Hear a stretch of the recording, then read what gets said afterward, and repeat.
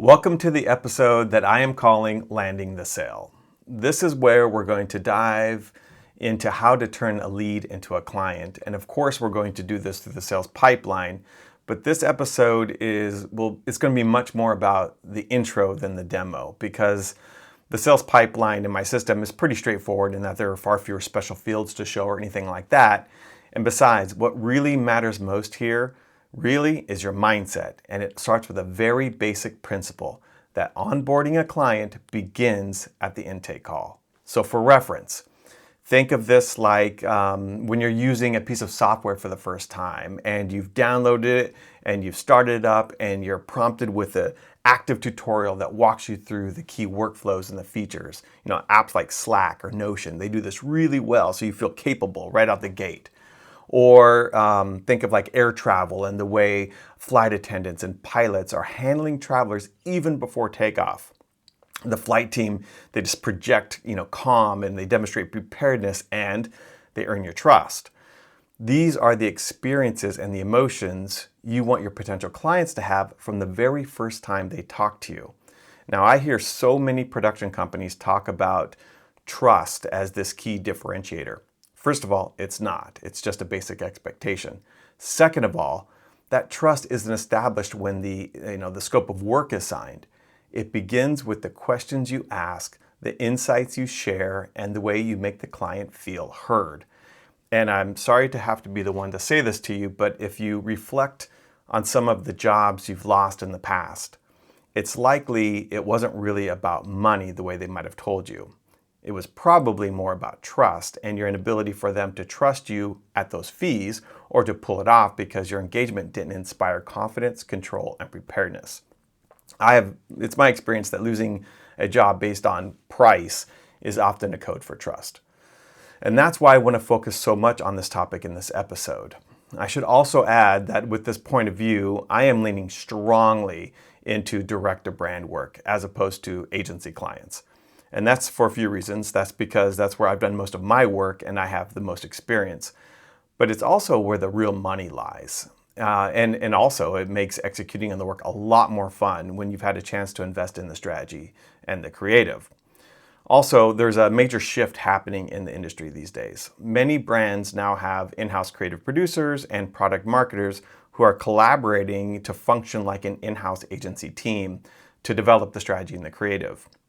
And those producers are hiring production companies directly, but not just to execute, but to help and collaborate with them, because they're bypassing the agency. So they want production partners who can roll up their sleeves, contribute to strategy, challenge assumptions, and help develop the campaign itself. I've experienced this trend myself, and I've heard it over and over again in my podcast conversations with client-side leaders who join me on these episodes. Every one of them says the same thing. When they are bypassing the agency and they're working directly with a production company, they're looking for a partner who can think and not just produce. So this episode is all about adopting that mindset. It's about learning how to think like an agency. Because if you can step into this space where you get to help shape the strategy, guide the creative, and build the production and plan it all together, you get to charge higher fees. And like I said, the work becomes a lot more fun. Now, if you are on the agency side and you're hearing this, do not feel threatened by this shift. Agency work is still incredibly difficult. Developing strategy, crafting creative, selling ideas through to leadership, and managing clients takes a tremendous amount of skill. Most production companies will not do it well, and many will choose not to do it at all. And that's okay. If you're a production company that just wants to stay focused on execution, that is good. It is a strong and valuable lane to be in. You could just focus your attention on working with agencies, and you could be the trusted expert that helps bring their ideas to life. But if you want to work more direct to brand, then you're going to have to bring more to the table. You're going to have to operate with more strategic and creative responsibility. But if you can do this, you'll find that opens all kinds of new doors and new opportunities for your company. And for the record, Agencies are evolving too. Many agencies are building more production in-house, which means they're hiring fewer outside production companies. So I just see this all as a fair trade anyway. They're taking a little bit of production work in-house, and production companies are taking a little bit of the agency work upstream. It's a win-win all around, and so we're all good. Okay, all right. Now that we've established that, let's talk about how you set that tone for that very first call. Here's what I want you to do. I want you to treat intake calls like you're doing improvisational acting. Like where you are required to keep the conversation always moving forward, when you are listening, where you are building, and where you're guiding the conversation. So for example, during introductions, I want you to take something as simple as those introductions and then turn that roll call into role play when you are introducing yourself to the lead. Instead of just saying, hello, I'm James and I'm the executive producer, instead, put your title and your responsibilities within their job. Demonstrate that you've done this thousands of times by simply giving introductions. So for instance, I might say, hi, my name is James. I'm the executive producer. I'll be the one keeping this job on track and on budget and making sure we build the right team around your goals. That's pretty good, right? It's a little more engaging. It's okay, but don't stop there. Take it further and set your introduction into the scene of their project based on the information that you have already. Show that you already understand what they're trying to do. So you might say something like, and if I understand right, the campaign is trying to shoot across 3 locations. So I'll be the one that will be coordinating our production crews in each city and handling travel logistics. Or if it's a different kind of shoot, you might say something like, it sounds like we're going to be filming, both product demos and interviews with your leadership team. So I'll be the one managing the shoot days and making sure we do all of this without disrupting your business operations too much. Each version signals that you already understand the assignment and that you've done this many times before. You're not just saying, here's who I am. You're saying, here's who I am in the context of what you need. This is how you start building trust before the meeting even begins. And it's true for everyone else in the team. So let's say you're a creative director introducing yourself. You should also set their expectations and your introductions in the client's project. So instead of simply saying, hi, I'm the ECD and I'll be leading the creative, say something like, hi, I'm James, the creative director here. My job will be to make sure every creative decision we make ties directly back to your goals for this launch. I've looked through your brief and I'm looking forward to talking to you a little bit about how we express that story and tone that you're talking about. Or you might say something, if it's a different kind of campaign, even more specific, like, I understand you're trying to reach a younger audience with this rollout. From my experience, it's pretty tricky, so I'm going to be the one overseeing the visual references, the casting choices, and those editing rhythms to ensure your campaign is going to resonate with that demographic. Do you see what I'm doing here? You're being really specific. Like, you can imagine you're doing a pre-pro meeting where you're walking the client through everything, but you're doing it on that initial take, right? On the initial meeting. Take that mindset and put it to work even when you're doing intros. And by the way, when you're doing these intake calls, you really should just have the people that are going to be working on the job in those calls. When you have too many people around the table, it confuses the client and it actually erodes trust. So the fewer the better. Okay, anyway, this is how onboarding starts with the moment you engage, right? You're going to present clarity and structure and intent, and hopefully the potential client will let you lead and follow your process. But you also need to have curiosity. So the next step is to ask really important questions so that you can make a proposal that they're going to want to buy. So here are some questions you should aim to get answered on that first call. And it's not all of them, but you'll get the tone of it here. And the first one, it should always be this, and that is, how did you hear about us? This might seem like a simple question, but it's kind of a Trojan horse question because it tells you if they see you as an expert or a specialty or differentiated. Did they find you because of your specialty and your reputation, or did your name just come up in a Google search and you're one of many companies in a list that they're just kind of powering through? When you're asking questions, you're looking for this kind of information. Ask them about their business challenges. But when you ask about their business challenges, you're not just asking about what they want to make. You're asking about what problem that thing that they want you to make is supposed to solve. And you're taking it much further and much deeper. And most challenges, they'll say are just But they're really describing as a symptom of something bigger. So your job is to find out whether you're treating the symptom or the source. So for example, they might say something like, yeah, we're looking for a new brand film here. Okay, that's probably a symptom. And the real problem might be that competitors are telling stronger stories and they've lost emotional relevance. Or another familiar one you might know is, hey, we're looking to build a social campaign. Okay, that's probably a symptom, like the symptom is either content or something. But the source of the pain is that their audience engagement has just gone completely flat and their brand voice sounds like everyone else's. Or maybe they say, hey, we're looking to build some awareness, top of funnel or something like that. Well, that sounds like a marketing problem, but the source might be that their sales team is struggling to convert leads because the market doesn't understand what they do. Like, this is what you're trying to unpack. And when you can separate those two layers, the visible pain and the root cause, that's when you can go from being a vendor to a partner. And that is how you build trust and raise your fees. Another question to get answered is how will they measure success? Try to get specific targets. Determine whether you can impact them directly or indirectly. And if not, think about how you may be able to agree on some kind of meaningful proxies that are in your control and would still be valuable to them. Another question is asking them how well they know their target audience. Even if it's in the brief, you need to ask them questions so that you can validate their beliefs or challenge them based on something you might know that they may not, because you're working in an area of expertise, right? And remember, this is what clients want you to do, and they're expecting you to do that if they're bypassing the agency. And the clearer you understand their audience, the easier it will be for you to prescribe solutions that get action. And speaking of action, be sure to understand their call to action. Ask about their past results with this call to action. Confirm alignment between the audience, the product, and the call to action that they're prescribing, and decide if you can influence some kind of cause and effect. Another really important question is how they see themselves differentiated from their competitors. And I have found that their answers often point to really fertile ground for developing your treatments and influence how you show features and present the tone and how you put a proposal forward. Or ask about their go-to market plan. One of my favorite versions of this is just to say, so what's your media buy?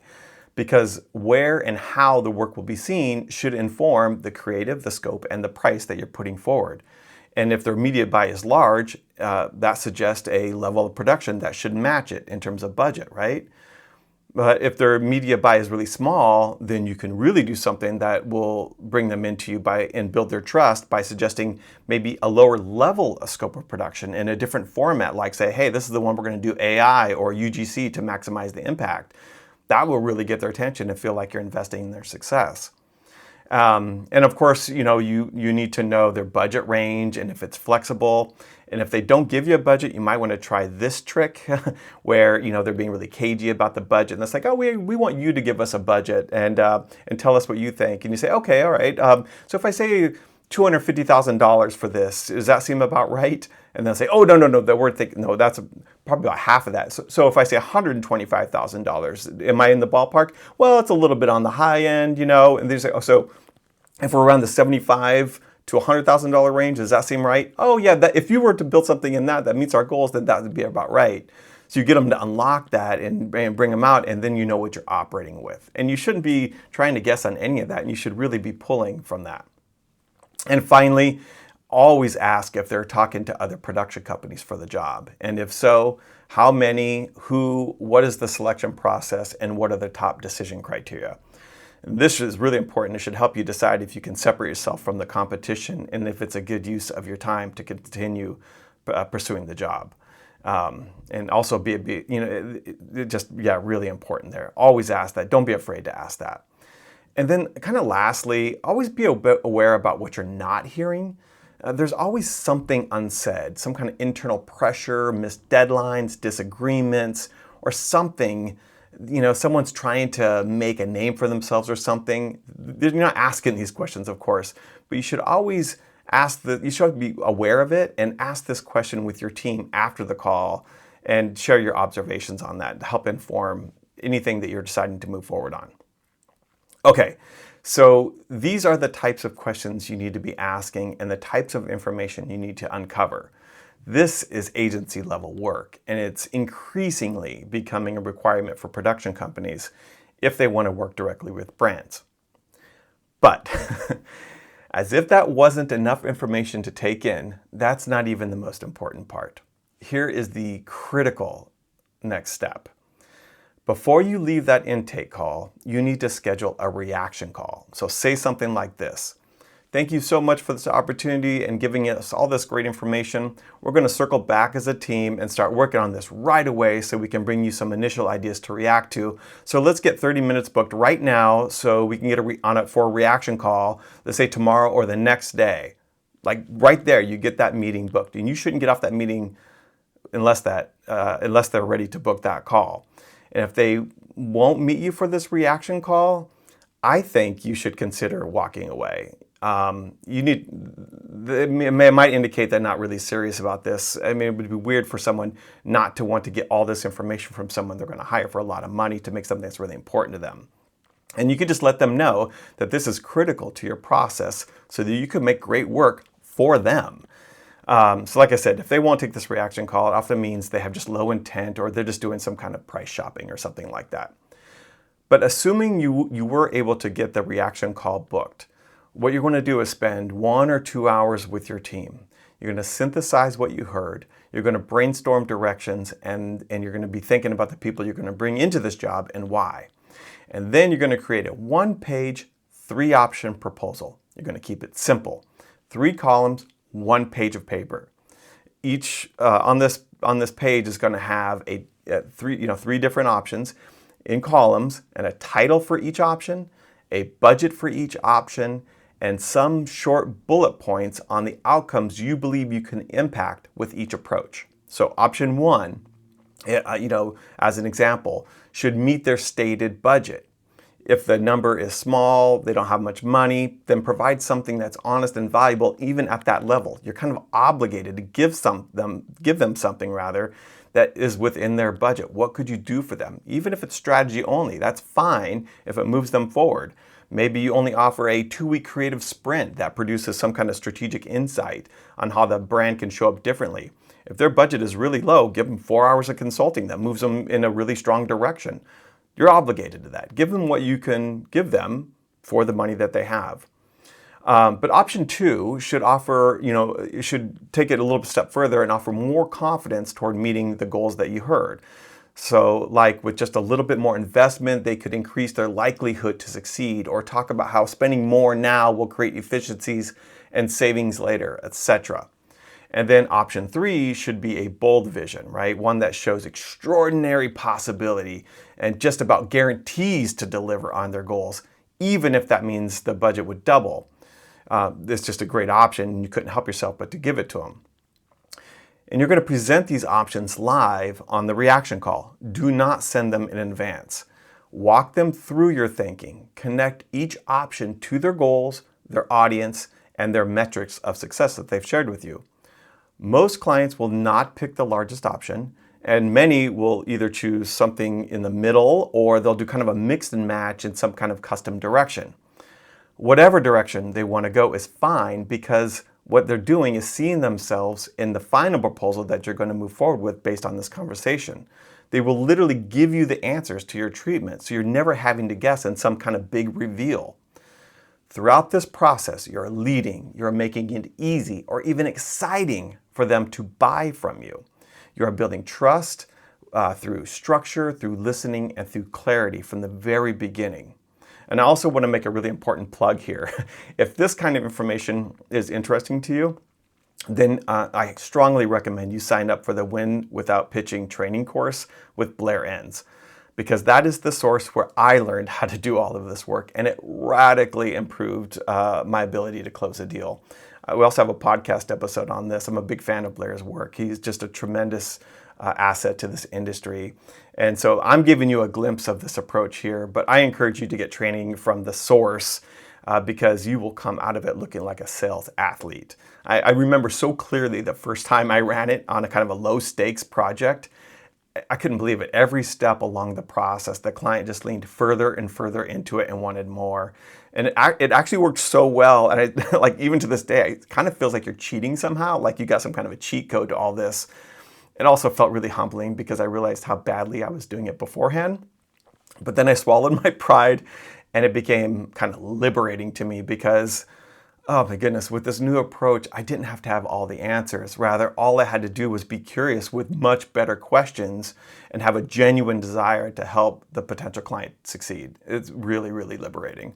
And I've been doing it religiously ever since then. So I recommend starting this practice on leads you're not afraid to lose to build up these skills, or take the training from Blair Ann's where you get to practice them with your peers, which is really thrilling. And either one of these, you really need to be putting this approach to work if you're going after brand clients. Okay, that is a lot of talking right there.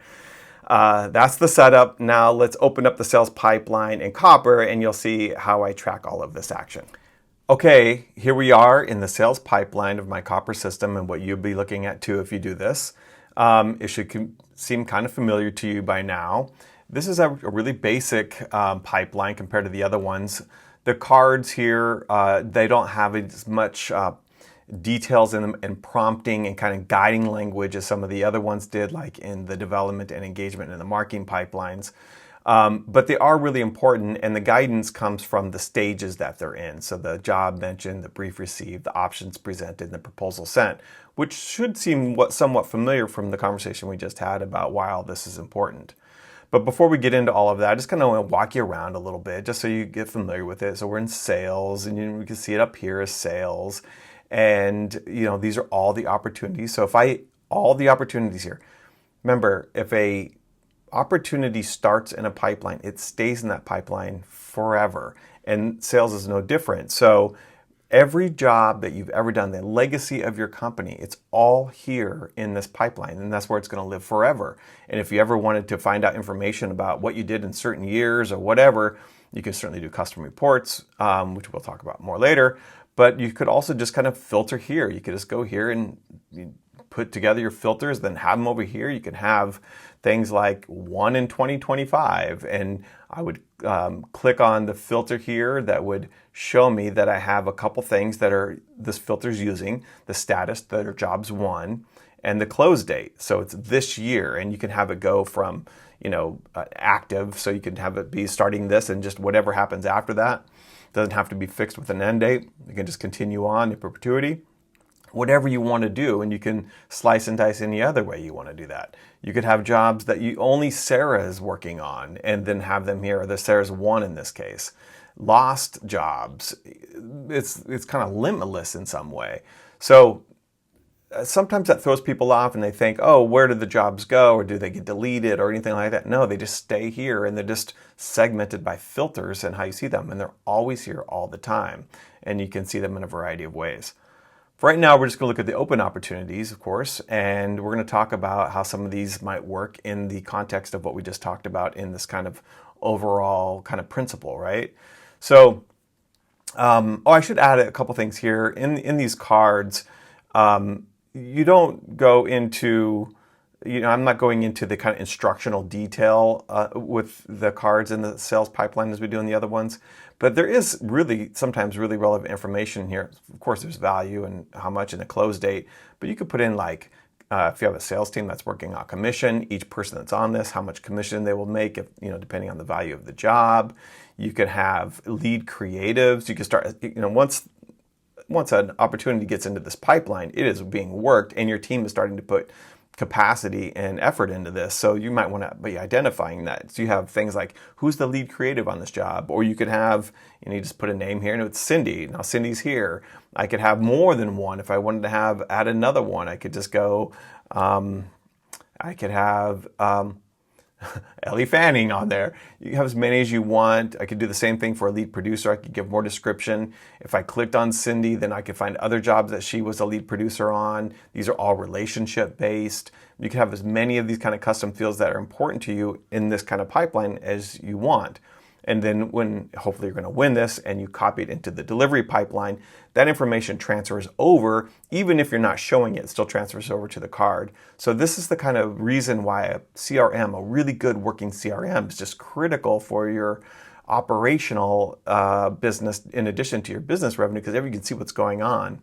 It's where you start getting into the contact types that are like around, crew and cast and all that kind of stuff. So a lot of stuff there. Of course, you can always see the activity of any interactions that people have had with this client and this opportunity. All the changes that have gone here, emails and communications are here, how many interactions you've had, when's the last time you've talked. Really, really interesting stuff here. And then in the related field, you're familiar with this now, like the contacts and the tasks that are associated with it. Really critical. All of these cards should have a task with them, right? That are designed to move them from the stage they're in to the stage you want them to be in to win the job. Nothing should be in here without somebody scheduled to do something in some way to move this job to the next stage. Of course, the companies. But really interesting thing to look at here is, in the files field is really helpful. So let's say all of if there's a folder for this job, everybody's working from it. They don't have to go into your drives to find that, whatever it's Box or G Drive or anything else. You can just put them right here in this card and they can just get to it really quickly. And there's a variety of, it's just kind of limitless on the kind of stuff that you can have in here and search for it if you have a whole bunch of stuff there. So just a little overview on that and how that all works. But the really important part here is, with the sales pipeline, it's talking about money. So once again, this is where, money starts entering the scene. And if you're not talking about money or really close to talking about money, it shouldn't be in this pipeline. It should be in the development pipeline. I don't think I can say that enough. But so you're starting to think about money. You're seeing all of the, forecasting and what's coming in, all the different stages and the likelihood of bringing some money coming in from these stages. And this first one, jobs mentioned, this is the time where a need is exhibited. It is in the near future. You may not know how much money the job is worth yet, but you're getting pretty close to it. So sometimes you will, sometimes you won't. And in this bit here, you're working on just trying to figure out more about the job, more about the opportunity, what the need, the timeline on this, the budget on it, the goals, who's going to be working on it, what kind of competition's going on, and move it from this stage where it's just job mentioned to getting more information and being invited into the job in some way. So this would then move it over to brief received. Now this is where you're trying to get information. You're learning from the information that you're getting. This is where you're gathering your team. You're discussing the job. You're thinking about who's going to be on. You're thinking about how you can handle it. Does it fit with what you want to do? Creative strategy. All these might get in here.